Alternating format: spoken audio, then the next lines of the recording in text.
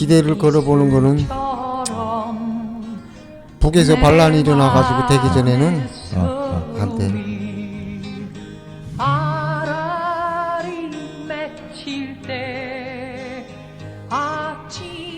안녕하세요. 김포문화재단 문화다양성 무지개다리 사업으로 진행되는 팟캐스트. 태양은 묘지 위에 붉게 떠오르고 한낮에 찌는 더위는 나의 시련일지라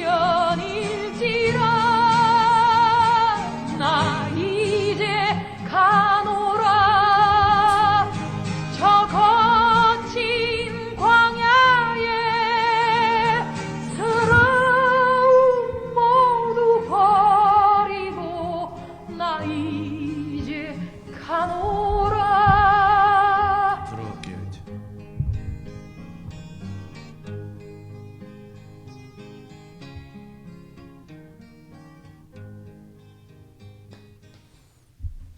네, 안녕하세요. 김포문화재단 문화다양성 무지개다리 사업으로 진행되는 팟캐스트 녹음 진행하고 있는데요. 오늘은 한강을 건너서 오신 분입니다. 네, 탈북자로서 대한민국에서 지금 10년 동안 거주하시면서 생활하시는 분을 모시고 우리가 어떻게 탈북자들을 바라봐야 되고 탈북민들은 과연 우리를 어떻게 바라보고 있는지 그 시선에 대한 이야기를 나누는 시간 갖겠습니다. 네, 저는 김포 온에어의 김남두이고요. 그리고 네, 저는 김성민입니다. 네, 네 자연스럽게 해주시면. 뭐 카메라까지 되니까 참 그렇네. 저는 2011년도 6월에 이제 탈북을 해서 여기 김포에서 살고 있는 탈북자 이철이라고 합니다.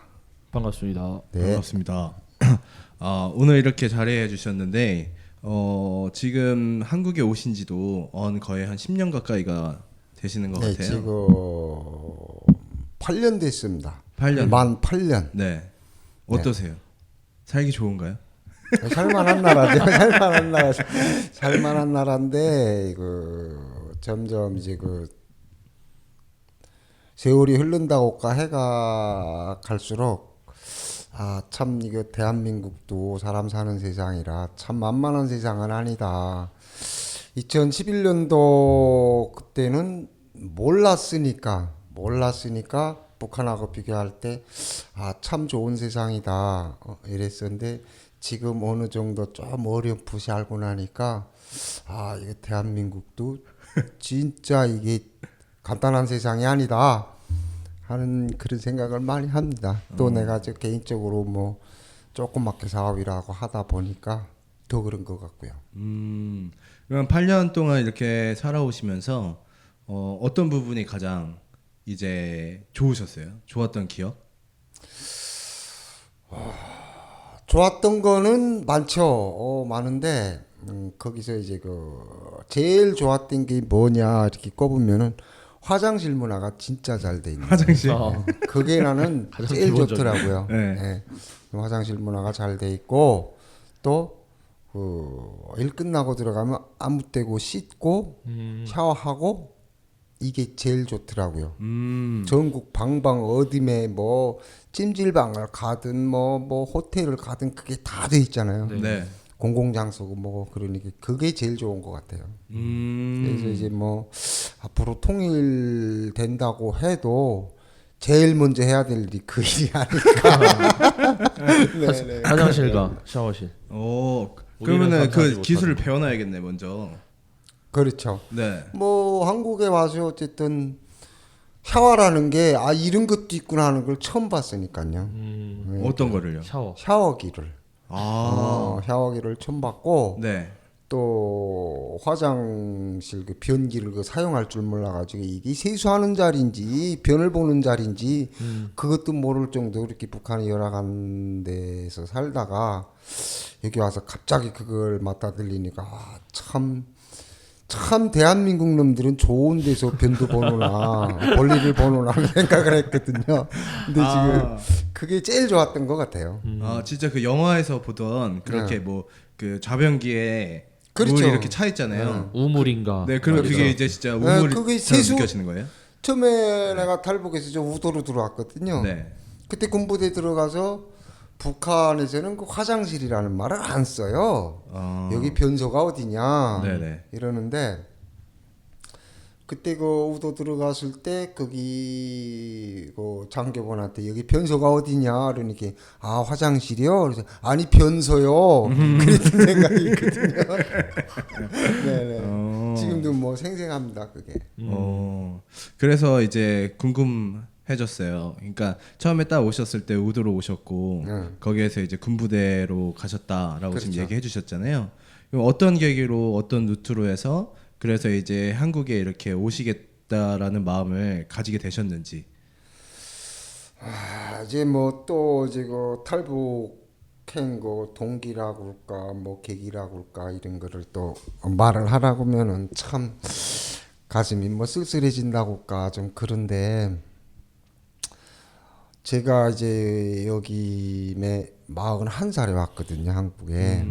41살 때 왔는데 40년을 아마 이제 그 북에서 살면서 있다가 거기 뭐 부모, 형제, 뭐 친척들, 친구들 뭐 큰 재산은 아니지만 그래도 40년 동안 이제 그 이루었던 그 모든 걸 내려놓고 여기 한국으로 온다는 건 참 그 쉬운 일이 아니죠. 그렇죠. 그러나 어쨌든 꼭 가야만 살겠다 해서 이제 가족을 다 데리고 이제 그 탈북을 했는데 탈북한 동기는 그거죠. 2009년도에 화폐 개혁이 있었어요 북한에.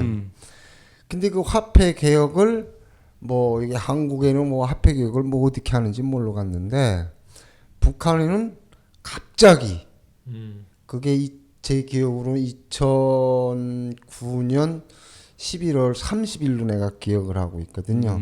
11월 30일 밤 12시에 화폐 개혁을 한다고 했어요. 네네. 그게 12월 1일 날까지 네. 12시간 안에 화폐 개혁을 그렇게 한대요. 네네. 그래서 그때 당시 그 화폐 개혁을 하다 나니까 그걸 이제 그때 100대 1룬가 바꿔줬어요 돈을. 그러니까 구화폐 10만 원에 만 원을 만 바꿔줘. 원이지. 네, 만 원을 바꿔줬어요. 때리면 1,000원. 1,000원이네. 그렇죠. 네. 1,000원. 그렇게 바꿔준데 그것도 한도가 500원까지. 내가 뭐 이제 가령 1,000만 원이 있다고 하면 네. 1,000만 원을 다 바꿔주는 게 아니고 10만 원까지만 바꿔줬거든요. 10만 원. 그러니까 나한테 내가 그때 당시 한 1,200만 원을 가지고 있었는데 그러니까 10만 원을 바꿔 1,100만 원이 휴지가 된 거죠.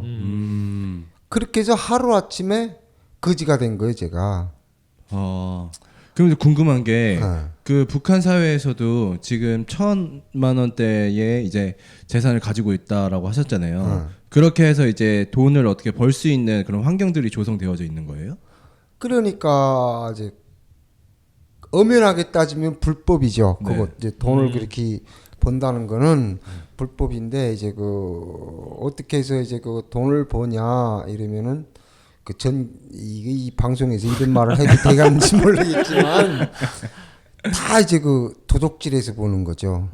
이제 전기선 자르고 그게 동선이잖아요. 네네네. 그걸 또 중국으로 밀수출을 해요. 네네네. 뭐 그렇게 해서 돈을 번다든가. 네. 뭐 그다음에 그때 당시 그 개성공단이 있었으니까 네네. 개성공단 가서 개성공단 그 노동자들한테 주는 초코파이라든가 뭐 찰떡파이 이게 뭐 그 사람들한테 간식으로 먹으라고 주는 건데 이 사람들이 그걸 시장에 내다 팔죠. 그거를. 네. 그러면 우리는 또 거기 가서 그거를 개당 250원에 사와요. 그 한 개. 네네. 사다가 이제 그걸 500원에 팔죠. 네. 그게 곱장사 되는 거 아닙니까? 그렇죠.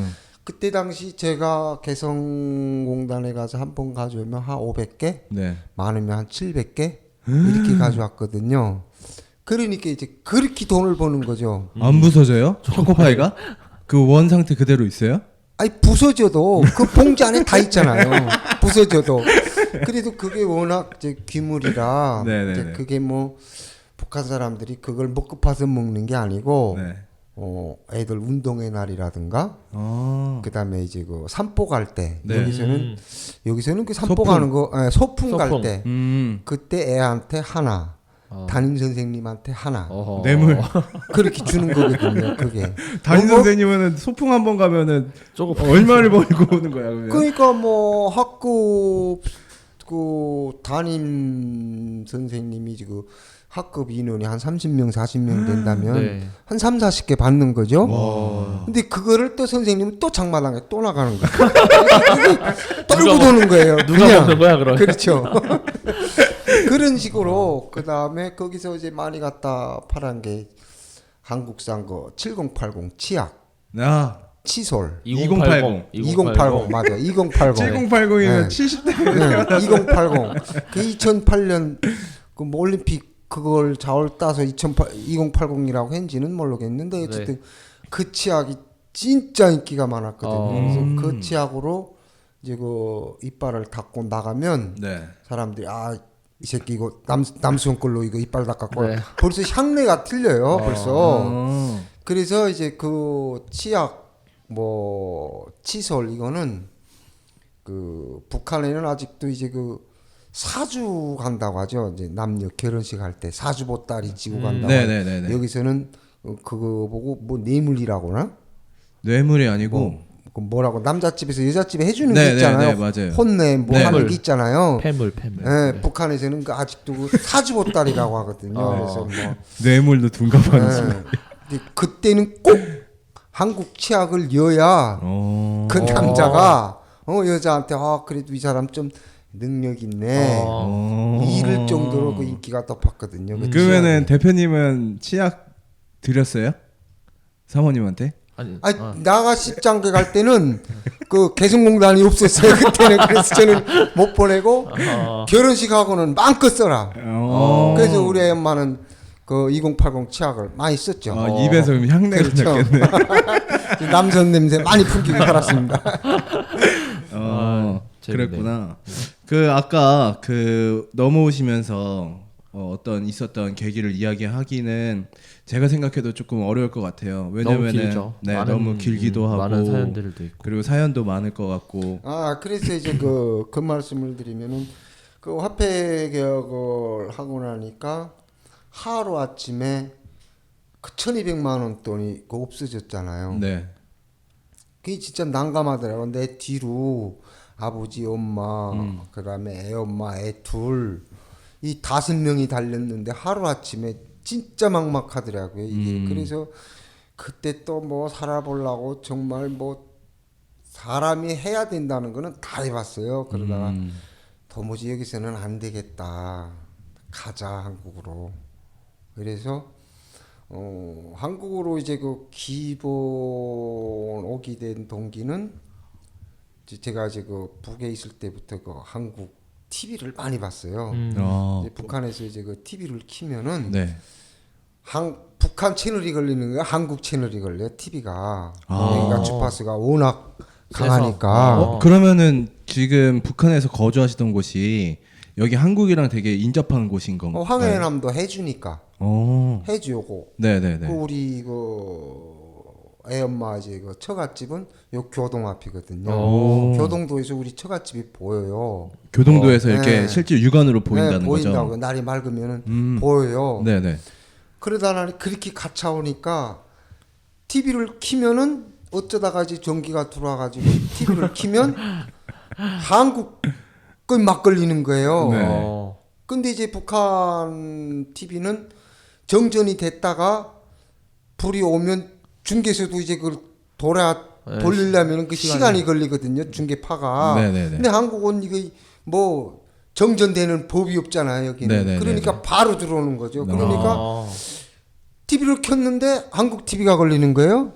그래서 이제 그걸 처음에는 야 이게 남준 TV 걸린다 해가지고 무서워서 껐는데 그게 너무 자주 이제 그 발생되다 나니까 한 번, 두 번 이렇게 보다 보니까 그게 이게 중독성이 문화 중독이라는 게 이게 참 마약보다도 더 중독성이 강한 게 나는 문화라고 보거든요. 이거 TV. 네네. 근데 북한에서는 절대 접하지 못하던 뭐 그런 것들을 막 보니까 거기 빠져드는 거죠. 그래서 네네. 그때 당시 뭐 나왔던 프로그램이 뭐예요? 그때 당시 제일 유명한 게 대추나무 사랑 걸렸네. 그다음에 그 일일 드라마로는 파랑새는 있다. 뭐 목욕탕집 남자들, 겨울연가. 그다음에 그 역사 드라마로는 대장금? 왕건. 왕건. 그다음에 무인시대. 네. 이게 딱 내가 북한에서 여기 사람들 와서 그거 봤냐고 모르더라고요. 그게 언제 나온 거야? 모르더라고요. 그게 목탕집 남자들 같은 거 살다 보면.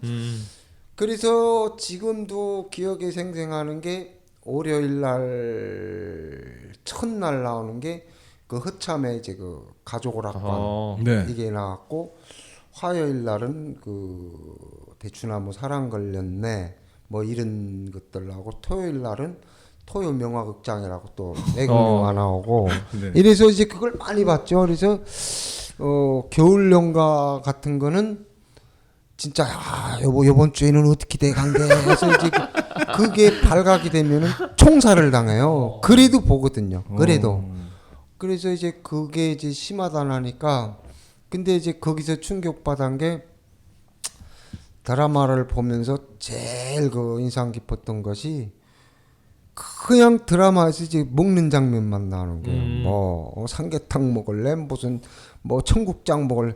청국장이 뭐지? 저 삼계탕이 뭐 진짜 대한민국은 저렇게 먹을 게 많을까?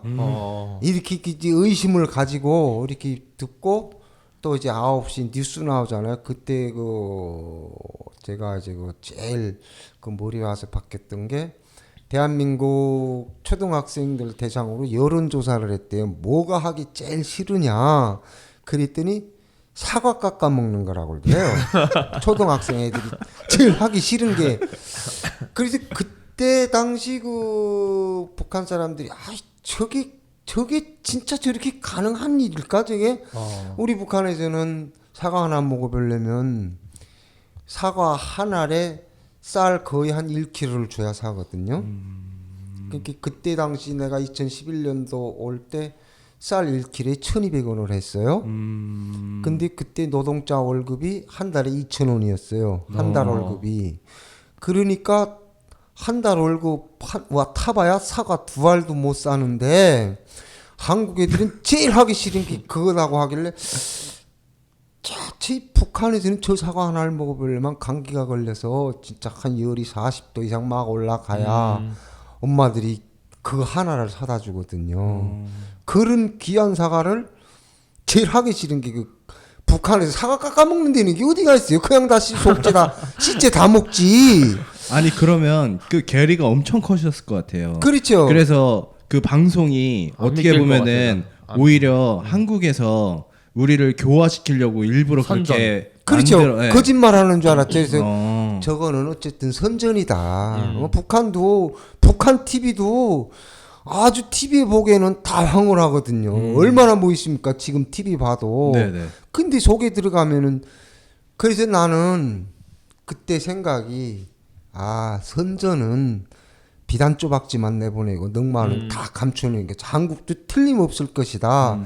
이렇게 생각을 비판적인 견지에서 봤는데 내가 2009년도 화폐개혁을 당하고 그러다 나니까 안 되겠다 해서 한국에 와서 봤는데 그게 현실이더라고. 지금 우리 애들도 사과를 깎아가지고 지 엄마가 먹어라 해야 먹거든요. 그래서 야, 이 세상에 이게 어떻게 이게 이렇게 될 수가 있나? 그래서 사람이 잘 살고 못 살고는 뭐 인구수가 많고 무슨 그 나라에 뭐 지하자원이 많고 이래서 잘 살고 못 사는 게 아니라 이 정치다. 정치. 사람이 잘 살고 못 살고 여기 와서 느낀 것이 그겁니다. 저는 그렇게 해서 그때 당시 그거를 보면서 드라마를 보면서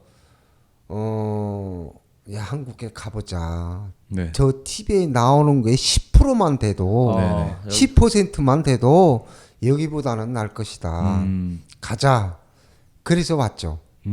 그래서 왔습니다. 저는.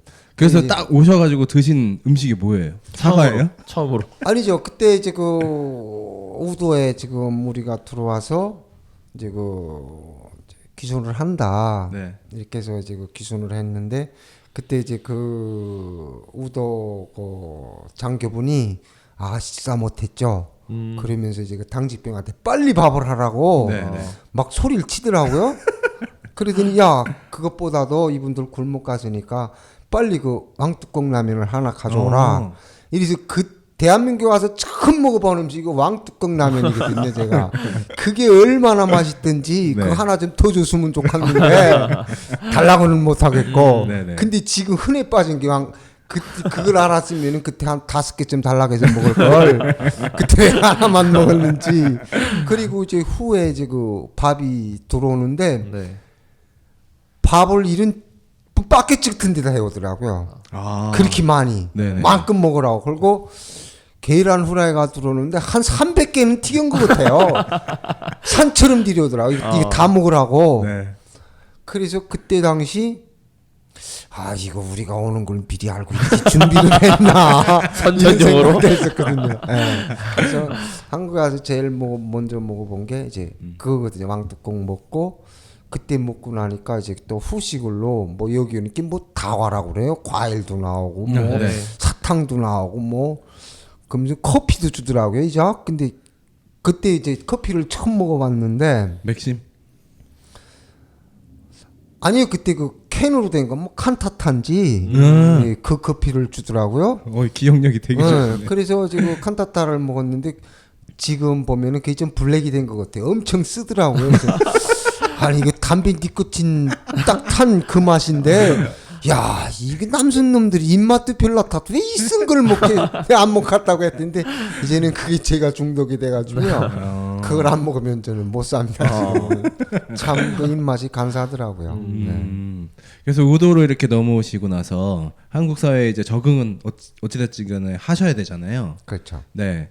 그러면서 이제 있었던 어떤 에피소드 또 있을 것 같아요. 그래서 한국 사회에 딱 들어왔을 때에 기대하셨던 거가 있으실 것 같고, 그리고 그 기대가 나의 생각에서만 머물렀던 거. 그러니까 한국 사회에 내가 기대했던 것과 기대를 못 미쳤던 거가 혹시 있나요?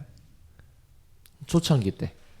아니 이제 우리 탈북 자들이 이제 베트남이나 뭐 태국이나 뭐 어쨌든 이제 한국에 들어오는 사람들은 꼭 이제 국정원 가서 이제 조사를 받아야 되거든요. 조사를 받는데 저는 그건 당연하다고 봐요. 네네. 뭐 그 속에 또 무슨 사람들이 있을지 모르니까 네네. 당연히 그 조사는 해야 되는 건데 저 같은 경우는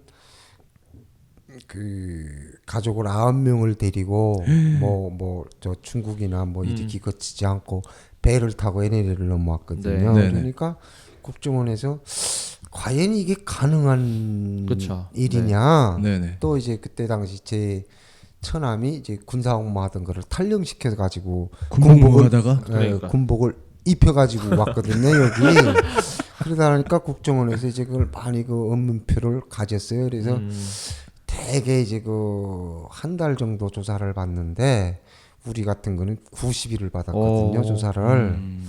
90일을 그 조사를 받고 그 다음에 또 하나원에 가서 이제 12주 또 이제 교육을 받아요. 네네. 이제 그때 당시는 국정원에서 이제 조사를 받는데 이제 가족을 못 보죠. 따로따로 이제 독방에다 이제 놓고 전화기만 이제 한 5분씩 이제 가족들만 이렇게 모여서 산책 딱 국정원 선생님 입회하에 그래서 이제 90일 조사를 받고 이제 거기서 이 사람들 뭐 다른 게 없다 이렇게 판단이 됐는지 하나원으로 이제 그래서 하나원에 가서 이제 초보적인 교육을 받죠. 이제 뭐 은행 거래는 어떻게 하고 뭐 버스는 어떻게 타고 뭐 통장은 어떻게 하고 그런데 제가 이제 하나원에 가서 제일 어려웠던 게 북한은 통장이 없어요. 저금 통장이라는 게 없습니다. 오직 현찰. 그렇죠. 또 은행에다 이제 저금을 해도 은행에도 북한도 은행이 있어요. 저금을 해도 돈을 내가 찾았을 때 못 써요. 그렇겠네. 네.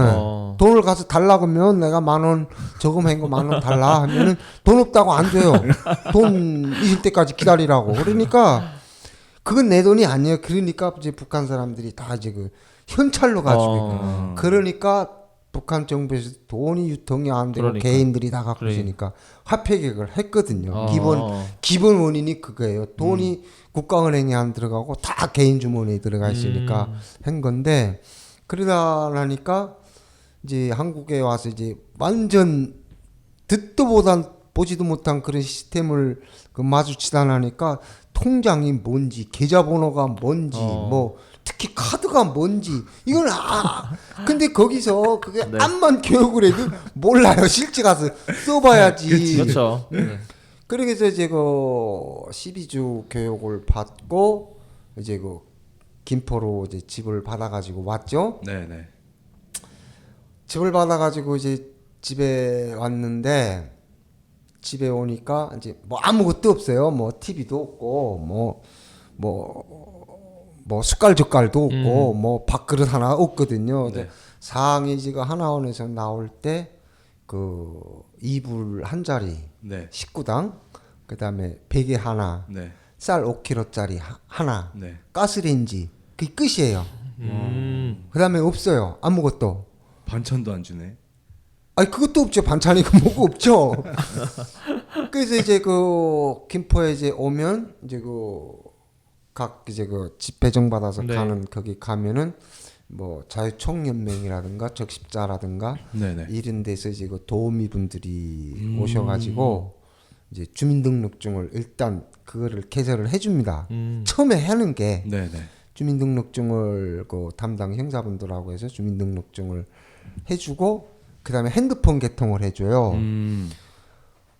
핸드폰을 개통을 했는데 이걸 어떻게 쓰는 건지 뭐 핸드폰은 개통을 했는데 뭐 거기 입력할 전화번호가 있어야죠. 누구를 알아서 아무것도 모르는데. 그래서 이제 그 집을 핸드폰까지 개통을 받아가지고 집에 갔는데 네. 이게 내 집이다. 그때 제가 17평짜리 집을 배정받고 갔어요. 근데 화장실에 가니까 내가 지금 조금 전에도 말씀드렸지만 샤워기가 막 나오고요. 네. 이렇게 들면 찬물 이렇게 네. 하면 야 이거 어떻게 더물 찬물 참 신기했어요 그때. 지금은 대한민국은 응당 이래야 된다. 당연히 이래야 된다. 예? 이런 마음을 가지고 그때는 야 이게 내 집이네. 더물 찬물 나오는 집이 정말. 네. 그때는 참 좋았죠. 그때 당시는. 그런데 한 3일 지나고 나니까 네. 그때부터 이제 고독한 거죠. 전화 오는 사람이 있나 아는 사람이 네. 있나 이게 밥그릇 어쨌든 숟갈 젓갈은 사야 밥을 먹을 거 아닙니까? 쌀은 있고 네. 뭐 물은 나오고 쌀은 5kg짜리를 가지고 나왔는데 밥은 했는데 뭐 어디다 퍼먹어야 될 거 아닙니까? 근데 그걸 어디 가서 슈퍼가 뭔지 마트가 뭔지 근데 뭐 중국이나 저 베트남을 거쳐서 오는 사람들은 이미 경험을 거기서 했구나. 이제 경험을 했는데 우리처럼 바로 이 직방으로 한 사람들은 아무것도 모르거든요. 네. 근데 그때 제일 먼저 오시는 분들이 교회 분들이더라고요. 어떻게 알고 오셨지? 근데? 그게 어떻게 알고 오셨는지 국자말아요. 목사님이 오셨더라고요. 네. 그때. 네. 그래서 목사님이 오시더니 야 이게 이렇구나. 이게 참 뭐 딴생 처음 보죠 그 목사님을. 근데 네. 그 목사님이 아 진짜 죄송하다고 몰랐다고 우리가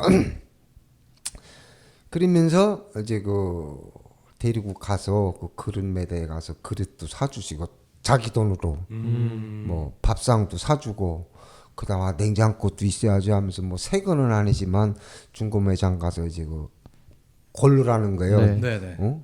제일 좋은 걸로 골래라. 그래서 그때 당시 25만 원인가 주고 큰 냉장고에 큰 것만 달라고 그랬죠. 욕심 나니까. 그때 그렇게 큰 게 필요가 없었는데 처음 보는 물건 우리가 북에서 냉장고를 뭐 써봤습니까? 아야 몰랐는데 뭐 그다음에 뭐 그 전자레인지 뭐 그런 걸 이거 이런 거는 요렇게 씁니다. 다 대주고 이래서 그 목사님 덕분으로 이제 그 목사님이 데리고 다니면서 이제 버스는 어떻게 타고 이제 그 많이 가르쳐 줬죠. 그래서 어떻게 보면은 그 목사님이 정말 나한테는 진짜 예수 같은 분이시죠. 지금 저도 지금 뭐 교회 나가서 아 이게 진짜 사람이 힘들 때 꼭 있어야 할 자리에 목사님들이 계신다는 게 참 우리 대한민국의 또 하나의 그런 우리 대한민국밖에 없는 그런 시스템이 아닐까. 저는 그래서 우리나라 애국가에도 하나님이 보호하사라는 그런 구절이 있는 것 같아요. 그러면 어떻게 보면은 딱 대한민국이라는 땅에 딱 오셨을 때에 처음 맞닥뜨렸던 한국 사람이 어떻게 보면은 그 목사님이시겠네요. 그렇죠. 그러면 어떻게 목사님. 보면 이미지는 좀 좋게 시작했다고 볼 수 있겠네요. 그렇죠. 그때 당시 근데 내가 지금 한국에 와서 그때 제일 그 방황했던 게 이제 그 목사님하고 이제 뭐 같이 다니면서 또 목사님이 당신 그 아시는 지인분들한테 아 이제 북에서 오신 분이다 이렇게 소개를 하면 그분들이 아 참 잘 오셨다고 아 우리 시간 되면 언제 한번 제가 이제 맛있는 거 사드리겠다고 이제 근데 그게 지금 생각을 하면 그게 인사인데 그렇죠. 가지오다 나니까 아니 그때 그 양반이. 그 선생님이 그 밥 사준다 근데 이제 언제 똥 사준 먹은 자리네. 그래서 이게 그게 좀 많이 이제 헷갈렸죠. 분명히 맛있는 거 사준다고 했는데 이제 그때뿐이니까 우리 탈북자들이 거의가 다 이제 거기서 많이 이제 그 모르는 사람들은 그게 이제 거짓말. 거짓말로 찌 한국 사람들이 거짓말만 하네 이게 어. 우리 북한 사람들이라고 이게 무시하나. 우스대거나 이게 어. 근데 그게 아닌데 사실은 네. 이제 그게 이제 그 처음 격단하니까 네. 거기서 이제 많이 그 좀 뭐라 그럴까 이제 그 오해를 많이 그렇죠. 가졌죠. 차이, 우리는. 문화 차이. 예. 네, 그게 이제 그냥 그래서 인사 치레인데. 아 이게 남북 분단의 이질성이라는 게 참 이런 것도 있구나 하는 생각을 지금 합니다 지금. 저도 지금 그렇게 됐는데요. 지금. 뭐 이제 후에 오시는 후배들한테 야 우리 한번 밥 먹자 이래놓고 그 약속을 나도 지금 못 지키고 있습니다. 거짓말쟁이가 계속 되신 거네요. 이제 그래서 저는 될 수 있으면은 제가 이제 그런 거를 느꼈기 때문에 이제 그런 말은 해줘요. 후에 오시는 분들한테 한국 분들이 이러니까 이거는 그 사람이 내 나빠서가 잘못이 아니라 내 잘못이 이건 아니다. 문화니까 그거는 내가 인정을 하고 가야 내가 이 한국에서 적응하기가 빠르다. 내가 이제 그런 말들은 하거든요. 지금 얘기해 주신 거 들어보니까 그 선생님이 그러니까 대표님이 한국에 오시고 나서도 그 이후로 탈북을 해서 한국 사회에 오신 분들이 계실 거라고 저는 생각을 하거든요. 많죠. 네. 그럼 그분들이 가장 힘들어하고 그러니까 적응을 하기 전에 힘들어하고 그리고 어떤 부분을 통해서 한국 사람들한테 오해를 많이 사는지 상처를 오해. 많이 받는지. 저는 그게 이제 그 어쨌든 여기 뭐 한국에 지금 한 3만 명 넘게 이제 그 탈북자가 들어온 걸로 내가 기억을 하는데 3만 한 200명인가 300명인가 이렇게 되는 걸로 내가 지금 기억을 하는데 그 사람들이 물론 그 중에는 뭐 돈 몇 푼 갖고 오는 사람도 있겠죠. 뭐 네. 몰래 갖고 온다든지 뭐 어떻게 해서 갖고 오는 사람이 있겠지만 거의가 다 이제 무일푼으로 오는 사람들이거든요. 저부터도 네. 뭐 정말 맨손으로 네. 오는 거죠. 근데 한국 사회에서 정착하는 게 똑같을 거 아닙니까? 다 이제 출발선이 다 똑같으니까. 근데 뭐 어떤 사람들은 이제 그 탈북자들이 여기 올 때 이제 국정원에서 조사할 때 뭐 북한에서 대학을 나왔냐 안 나왔냐 이제 이런 거를 다 물어보거든요. 근데 북한에서 대학을 나왔다고 하면 그거를 인정을 해줘요. 한국에서 한국 정부에서 그 북한 대학 나온 것도 인정을 해주거든요. 네. 근데 그런 차이지 출발선은 똑같아요. 똑같은데 그 출발선이 제가 말씀드리는 거는 한국에 와서 처음에 어떤 분을 만나는가 나처럼 이렇게 어. 목사 되시는 분을 만난다든가 아니면은 성실한 분을 만나서 그 사람이 그 이들을 어떻게 해주는가에 따라서 그 정착 속도가 완전히 틀려지죠. 완전히. 네. 그러니까 이제 그 제가 말씀드리는 거는 이제 그 탈북자들이 이제 뭐 여기 오면은 좀 이상한 단체에서 이제 접근하는 분들도 있어요. 예? 뭐, 우리가 뭘 해주겠다, 뭘 해주겠다. 이래가지고 무슨 다단계라든가 이런 데 빠지면은 이 정착하는 데가 네. 상당히 그렇겠네요. 힘들고 네. 그러니까 그 사람들은 저 같은 경우는 제 목사님을 통해서 한국에서도 열심히 성실하게 저는 뭐 그 성실을 믿지 않긴 않지만은 그래도 양심껏 예? 남한테 상처 주지 않게 신용을 쌓아라 이렇게 하면은 정착하기가 그러면 상대방이 저 사람은 진실한 사람이네 저 사람은 내가 도와줘야 되겠다 이런데 그 반대로 이제 뭐 정부 정책에만 의존하려고 하고 10년 남아 지금 기소수급 타는 사람이 있어요. 10년 넘게 불법으로 예? 이러다 나면 그 사람은 10년 됐어도 똑같죠. 그때 그렇죠. 당시나 그렇죠. 지금이나. 네. 네. 그 제가 말씀드린 거는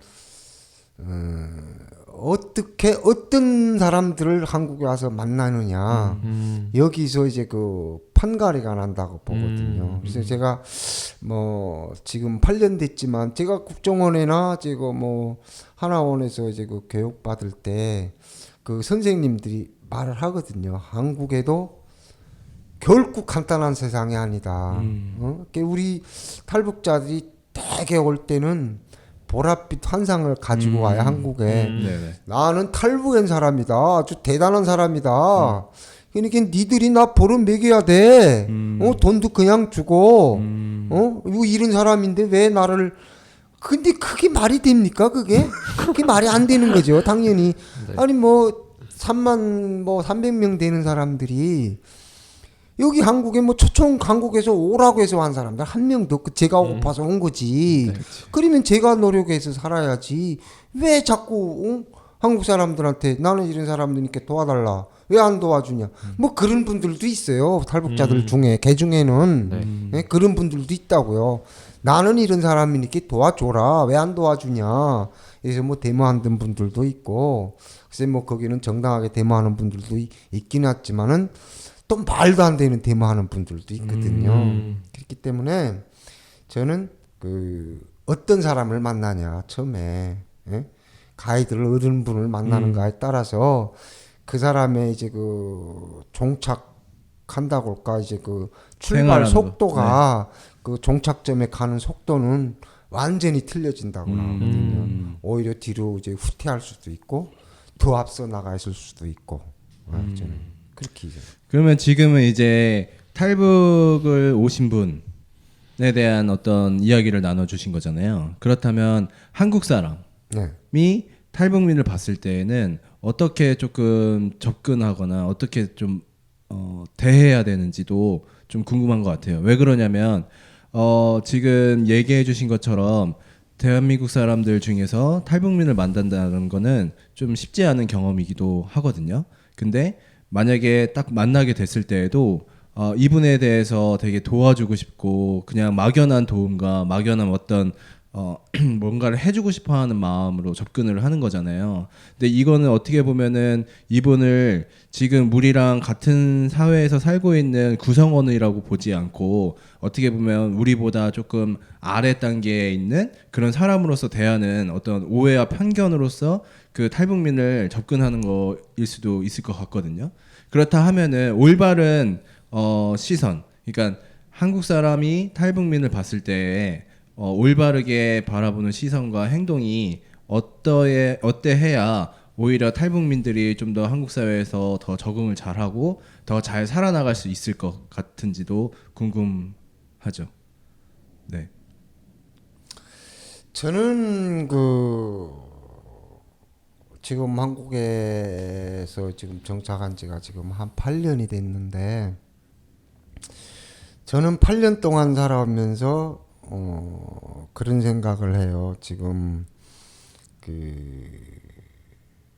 탈북자들이 이제 한국에 와서 이제 그 주민등록증을 받잖아요. 네. 주민등록을 받으면은 어쨌든 법적으로 너희는 대한민국 국민이라는 걸 국가에서 인정을 해줬잖아요. 그렇죠. 예? 특히 당당하게 그 대한민국 국민이죠. 네. 그런데 제가 생각은 저도 아직도 그런 느낌이 있습니다만은 법적으로는 대한민국 국민이 됐어요. 네. 우리가. 그러나 사회적으로는 아직 우리가 대한민국 국민이 아니다. 저는 그렇게 생각을 하거든요. 네. 실례로 이제 그 말씀을 드리면 그 지금 뭐 인권 네네. 뭐 이런 거 지금 뭐 정부에서도 그렇고 많이 뭐 지금 그러잖아요. 네. 특히 지금 현 대통령이 뭐 인권 변호사라고 해가지고 지금 뭐 인권에 대해서 많이 그러잖아요. 네. 그렇지만은 법적으로는 인정을 했지만 사회적으로는 아직 우리가 대한민국 국민이 아니다. 또 어떤 것 때문에 어. 그렇게 생각을 하시는 거예요? 생각이 저는 그게 당연한 결과라고 받아들입니다만 네. 한국 분들은 여기서 나서 자랐잖아요. 네. 네. 우리는 뭐 글쎄 뭐 10대 때 오는 사람도 있고 애 때 오는 사람도 있고 이제 그 나이가 많이 들어서 오는 사람도 있고 저는 나이가 많이 들어서 오는 사람들일수록 이제 그런 그 심리적 타격이 더 크다고 보거든요. 나 같은 경우를 놓고 봐도 이제 그래서 이제 우리 탈북민들이 되게 이제 그 탈북자라는 걸 감추려고 하거든요. 신분을. 그게 왜 그러겠어요? 우리 사회에 저 사람은 탈북자야. 아. 이런 편견이 있거든요. 네. 제가 지금 컴프레셔라는 그 기계를 수리를 하는데 그 처음에는 그 상대 이제 이제 거래처에서 네네. 탈북자라는 걸 몰라요. 네. 그러다가 탈북자라는 걸 알면은 네. 뜯어봐요 그 기계를 다. 의심. 아. 제 바로 이걸 수리를 했는가. 아. 네? 그걸 보고 이것도 우리 탈북자들이 네. 안고 가야 될 숙제구나. 그래서 저는 어디 가서 내가 명함에도 탈북자라고 팠어요 저는. 그래서 뭐 그리고 내가 이제 우리 탈북민들이 또 여기 와서 가장 많이 이제 힘들어서 하는 부분이 언어 소통이거든요. 그렇겠죠. 언어, 네. 네. 말. 네. 무슨 우리 뭐 한민족이라서 말이 다 통한 밥 먹자 뭐 어디 놀러 가자 이런 거는 알지만 뭐 생활에서 나 오늘 스트레스를 엄청 많이 받아 뭐 간단한 말로요. 네, 네, 네. 혹시 이제 뭐 상대방이 오늘 스케줄이 어떻게 돼 이렇게 물어보면 그 말이 무슨 말인지 몰라요. 가져오는 그렇죠. 사람들은 그렇죠. 아니 선생님이 이제 뭐라고 말씀하셨어요? 오늘 스케줄이 어떻게 되냐고요. 그러면 나부터도 그게 얼마나 쪽팔려요. 모르니까. 그러니까 탈북자들이 그걸 감춘다고요. 그래서 저는 선생님 나 그 말 모르고 갔는데 그게 무슨 소리입니까? 저는 대놓고 말을 해요. 모르는 건 모른다고 그래야지. 그거 자꾸 숨기려고 하면 점점 빠져들어가거든요. 거기에. 그래서 이게 스트레스라는 게 이렇구나. 이게 그래서 이거를 알아야 되겠는데 그러니까 그걸 자꾸 감추다 나니까 그 한국 분들은 이 사람이 왜 자꾸 거짓말을 하지? 이렇게 그러니까 제가 말씀드린 거는 한국 분들도 요런 거는 이 사람들이 모를 수 있다. 네. 뭐 남북한의 통일을 하자고 하면서 북한에 대해서 알아야 될 거 아닙니까? 네. 상대방을 잘 알아야 후에 통일됐을 때 부작용을 최소한 줄일 수 있잖아요. 네, 네. 그러니까 저는 탈북자들한테 항상 말하는 게 그겁니다. 3만 명이 우리 5천만한테 맞춰야지 5천만이 절대 3만 명한테 맞추면 안 된다. 이건 잘못된 거다. 그러나 5천만도 그 3만 명을 좀 어루만질 수 있는 그런 품어줘야 준비를 된다. 해달라. 저는 그런 말을 드리거든요. 그렇기 때문에 우리 탈북자들이 여기 와서 내가 탈북자라는 걸 자꾸 기필하려고 하고 음. 이름을 자꾸 바꿔요. 북한 사람들이 거의가 다 여기서 개명을 하거든요. 네, 네. 북한 이름이 좀 세요. 뭐 네. 충성, 뭐 혁철, 뭐 예? 네. 이렇게 예? 충성이라고요? 그 이름이 뭐 김충성, 예? 뭐 김혁철, 뭐 이강철 이렇게. 네, 저도 네. 이름이 이철입니다. 네, 네. 예? 외자지만은 네. 이름이 그렇게 세요. 그다음에 뭐 여자들 같은 건 뭐 김종숙 뭐 이렇게. 근데 여기서는 다 뭐 다경이 뭐 미경이 좀 이름이 좀 저는 좀 간사하게 들리는데 그러니까 이제 그거를 바꾸려고 이제 저는 우리 북한 사람들한테 말씀드리는 게 글쎄 뭐 이름 개명하고 뭐 하는 거는 본인 자유지만 우리가 이름까지 바꾸고 나면은 북한에서 가지고 온 게 아무것도 없지 않냐. 사진 한 장도 못 가지고 왔는데 네. 그래도 아버지 엄마가 지어준 이름은 가지고 있어야지. 그래서 저는 우리 애들도 이름을 절대 개명을 못하게 합니다. 그 할아버지 할머니가 지어준 이름인데 그것까지 없으면은 우리는 아무것도 없잖아요. 그렇죠. 뭐 한국 정부에서도 법적으로는 인정을 했지만 사회적으로는 아직 그 단계는 아니니까. 네. 그러니까 우리가 할 수 있는 거는 좀 지켜야지 않겠냐. 뭐 제 생각이 잘못된 건지 모르겠지만 저는 어쨌든 그런 심정입니다. 저는. 그래서 우리 대한민국 그 분들도 그 탈북자들을 너무 그렇게 부정적으로만 보지 말고 네. 여기 한국 분들이 뭐 범죄를 저질른 거는 그럴 수 있다. 이래도 탈북자가 한 명 뭐 어떻게 돼서 뭐 불법을 했다든가 그 북한에서 왔는 놈들 다 그래. 그 이상한 놈들 받아들여 가지고 네. 저는 이런 거는 조금 잘못됐죠. 좀 자제를 해야 하지 않겠나. 통일을 안 한다고면은 관계가 없는 건데. 근데 뭐 그렇죠.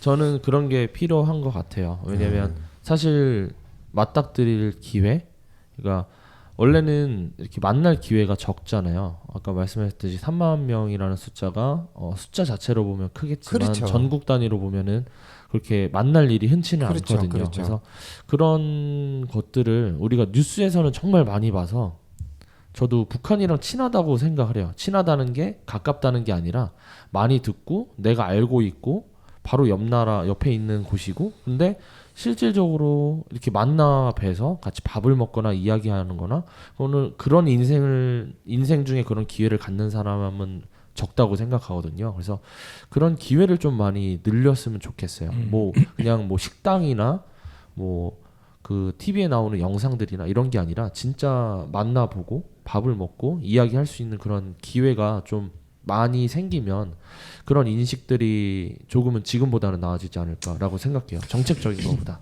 네. 저는 우리 제가 이제 이거 방송이라고까 뭐 이런 거를 통해서 꼭 말씀드리고 싶은 거는 탈북자 정책에 대한 걸 일단은 과감하게 바꿔야 된다고 네. 보거든요. 이제 가령 이제 저는 이제 8년 동안 지금은 탈북자 정책이 어떻게 된지 뭐 잘 모르긴 네. 하겠지만은 제가 그때 당시 올 적에는 그 정착금을 300만 원을 줬어요. 네. 1인당. 그것도 고맙죠. 집 주고 정착금 300만 원 네. 주고 이러니까 우리가 무슨 이 대한민국을 이렇게 잘 사는 나라를 건설하는데 뭐 흑안사 보탠 사람들도 아니고, 근데 정부에서 어쨌든 뭐 한민족이라는 그 이유 하나로 이제 집도 주고 이제 정착을 하게끔 최소한 그거를 해주는데, 저는 잘 나가는 사람을 도와줘라. 응? 자꾸 못 살고 기초수급이나 타먹고 하는 사람들을 정부에서 도와주려고 그러지 말고 좀 잘 사는 사람, 잘 정착을 잘하는 사람들, 세금 제바로 내고 4대 보험 다 가입해서 충실하게 회사 생활을 하는 사람들, 이런 사람들을 더 도와줘라. 그래서 그 사람들을 탈북자들이 볼 때 나도 저렇게 살아야 되겠다 네. 하는 그런 정책으로 바꿔 나가야지. 저 사람은 기초수급 없는데도 이러니까 뭘 어떻게 좀 더 도와주고 네. 이러면은 그쪽으로 빠지거든요. 북한 맞아요. 사람들이 북에서 아주 못된 것만 배우고 못된 것만 봤기 때문에 못된 거는 그 신천에 물 들이면 빨간 물 검은 물 지극지극 들듯 그렇게 들거든요. 못된 것만 보면. 그러니까 이것도 정부에서 좀 개선책이 아닐까. 앞으로 통일된다음에 그 3만 명을 관리하는 차원에서도 나는 한국에 와서 이렇게 열심히 살아서 후에 통일이 됐다고 할 때 나는 이렇게 너네 부모 형제를 떳떳하게 만난다. 네. 어느 정도 돈도 벌었고 어느 정도 사업도 했고 이렇게 만나야지. 기초수급 42만 원 타는 거 만나면은 그 후에 어떻게 할 겁니까? 그 감당을 정부에서. 그러니까 나는 탈북자 정책도 좀 바뀌어야 된다. 네. 못 사는 사람들 물론 그 중에서도 선발을 해서 연세가 많다든가 몸이 불편하신다든가 네. 이런 분들은 당연히 덜 봐야 되겠죠. 네. 그러나 일을 할 수 있는 나이인데도 불구하고 자꾸 이런 편법을 쓰거나 이런 네. 분들은 정부에서 좀 골라서 복지 정책도 이렇게 해야지 않나. 특히 탈북자는 더 특별히 관리를 해야지 않나. 저는 이런 생각을 합니다. 그러니까 그 잘 산다라고 하는 게 경제적으로 여유가 있거나 그런 게 아니고 열심히 실제 한국 사회에 더 열심히 적극적으로 적응하려고 하고 그리고 같이 일을 해가지고 어떻게 말하면은 정당한 방식으로 열심히 사시는 분들을 더 도와서 그렇죠. 그래서 어떻게 그쪽으로 가게끔. 그 사람들한테 네. 기회를 좀 더 이게 정부에서 이제 웃기는 게 제가 이제 그 하나원에서 나오면은 기초수급을 바로 시청을 해줘요. 네. 했는데 제가 나와가지고 2달 만에 이제 그 회사 취직을 했거든요. 네. 그러니까 기초수급이 바로 잘려요. 그쵸. 바로. 네. 난 기초수급을 2달밖에 못 탔어요, 나는. 근데 이제 어떤 사람들은 그거 시스템을 아니까 네. 그쵸. 부부간에도 이혼을 해요. 아. 이혼을 하고 집을 2개 받아요. 이혼했으니까. 네, 네. 남남이잖아요. 네. 그러니까 집을 2개 받거든요. 네. 그래서 하나는 세를 줘요. 국가집을 가지고 1,900만 원을 그냥 벌잖아요. 그러니까 집 하나가 1,900만 원짜리 보증금이니까. 네. 그러니까 집 2개 받아가지고 또 같이 살아요. 그 편부모 가정으로 해가지고 네. 또 이제 또 또 받고. 수당 받고 남편은 남편대로 기초수급 받고 그렇다고 그 사람들이 일 안 합니까? 일당 나가거든요. 그러니까 오히려 회사 다니는 나보다 돈을 더 많이 벌어요. 세금도 안 내고. 그러니까 후에 오는 사람들이 그 방식을 따르거든요. 그 방식. 그러니까 나는 이걸 고쳐달라는 거예요. 이거를. 이걸 왜 이렇게 하냐. 이게 지금 생각해보면 거기 내 세금도 들어갔어요. 나 세금 꼬박꼬박 내거든요 지금. 그 지금 그러니까. 이게 잘못되지 않았냐. 그렇죠. 네. 이거는 네. 저는 그거를 제가 계속 뭐 통일부에도 그렇고 이걸 해도 이게 안 되더라고요. 이게 밑에서 한만 뜯어봤자 그쵸. 이게 안 되더라고요. 대한민국이 아주 뭐 법치국가 돼서 뭐 엄정하고 뭐 이런 거 같아도 세상 불러 터진 법이 대한민국이에요. 이게 저는 그렇게 생각을 네. 하거든요. 좀 실효성 있게 그러니까 해야 되는데 그런 것들이 아무리 얘기해도 사실은 그거는 뭐 탈북자뿐만 아니라 대한민국 국민들도 똑같은 것 같아요. 실질적으로. 그러니까 이제 저는 탈북자 정책을 집행하는 데서 물론 그 최고의 위에 있는 사람은 한국 사람이래야죠. 당연히 그거는.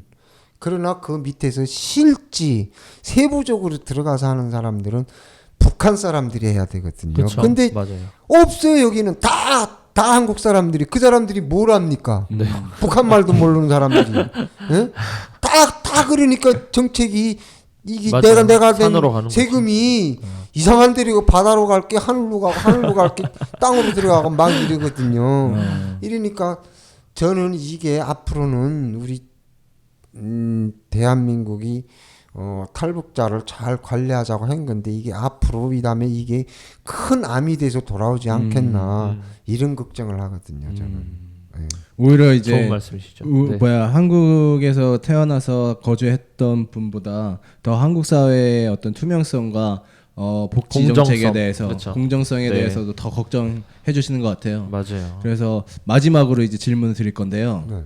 한국에 오신 게 어떻게 잘 하신 선택이신 것 같은가요? 그렇죠. 저는 뭐 지금 여기 와서 제가 이제 북에 우리 딸들이 지금 다 지금 명문대를 갔어요. 지금 뭐 여기 한국 사람들도 부러워하는 물론 뭐 거기 무슨 뭐 탈북자 전용도 있고 네, 네, 특채도 있고 뭐 정부 정책이 잘 돼 있어서 네.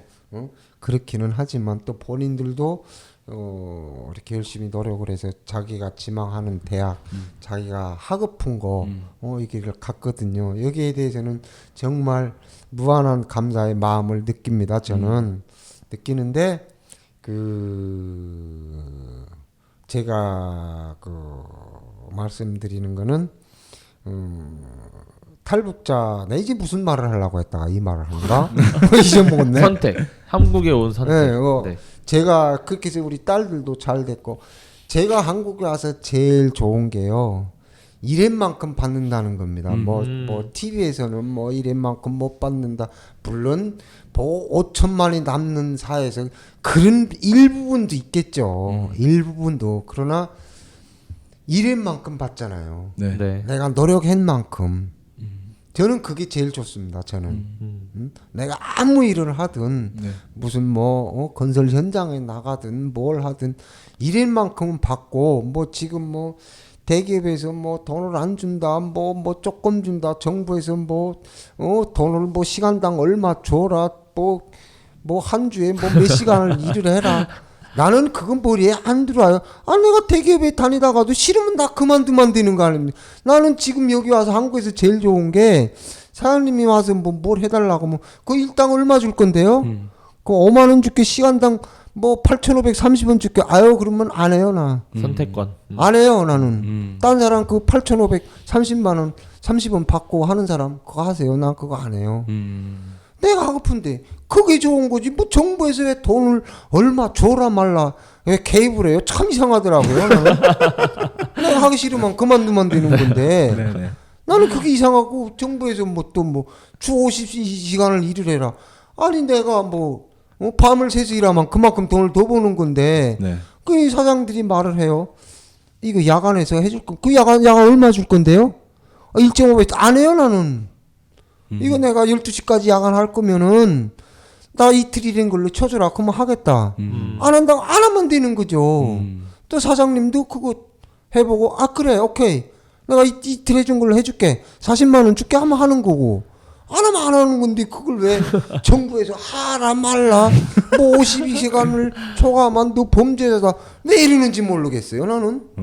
지금 얘기하시는 건 한국 사회에 오신 게 잘못된 것 같은데? 아니요 나는 네. 내가 일인 만큼 내가 싫으면 안 하면 되고 일요일이고 뭐고 네. 뭐 월요일 날도 나가기 싫으면 안 나가면 되는 거니까. 그래서 그렇죠? 회장님, 그러니까 대표님의 말씀을 이렇게 보면 그런 것 같아요. 그러니까 북한에서는 어떻게 보면은 어떤 일을 하는 거에 있어서 선택권이 없었다. 그렇죠. 거죠. 뭐 일을 해라. 그럼 무조건 일을 해러 나가야 되는 거고. 또 월급도 안 줘요. 네네. 월급도 안 주고. 근데 지금 한국 사회에서 가장 좋았던 점이 본인이 어떤 선택을 하고 그 선택을 통해서 그 결과물을 얻을 수 있는 그 정당한 어떤 보상을 네. 받을 수 있는 그런 사회 속에서 살 수 있다라는 거.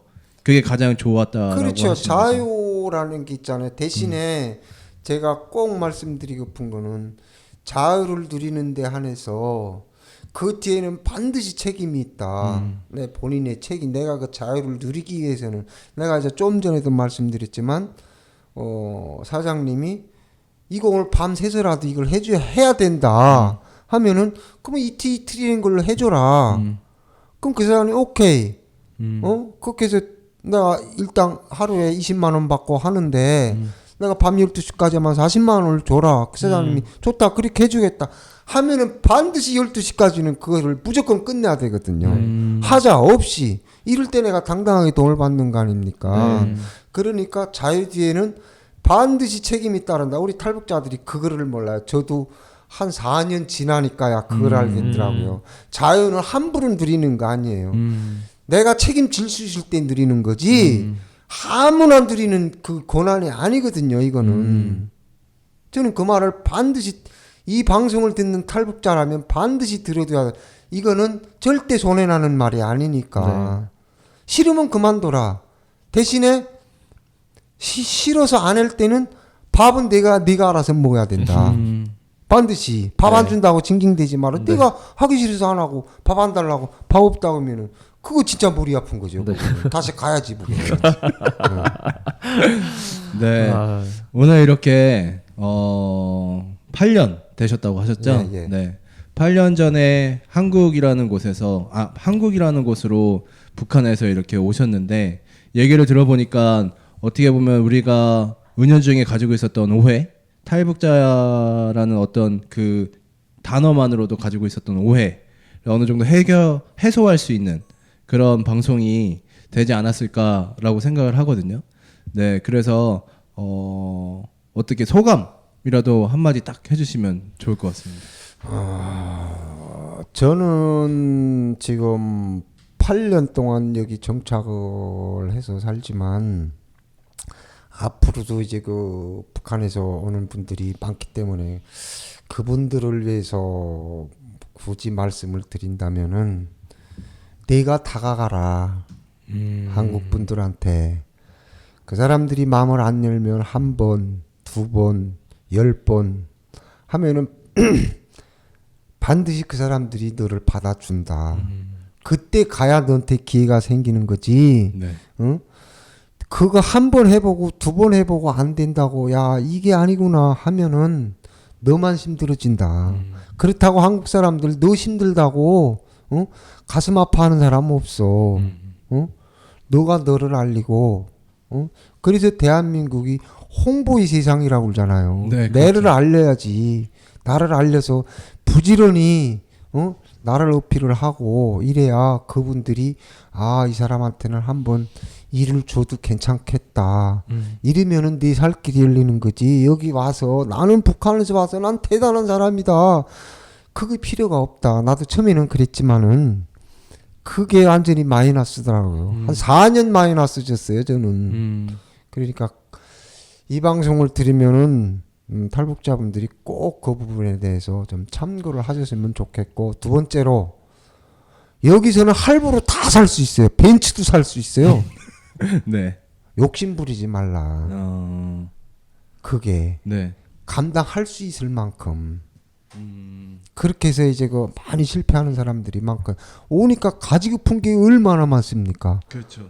핸드폰도 뭐 5G인지 뭐 그거 냉장고도 뭐 전지현 냉장고 자동차도 벤츠 BMW 그게 감당이 됩니까? 기초수급 받아가지고. 그러니까 그런 욕심 버려라. 앞으로 기회는 많으니까 그 말씀 꼭 드리고 싶습니다. 네, 오늘 이렇게 잘해 주셔서 감사합니다. 네. 제가 감사하죠. 많이 우리 북한 사람들한테 알려가지고 네.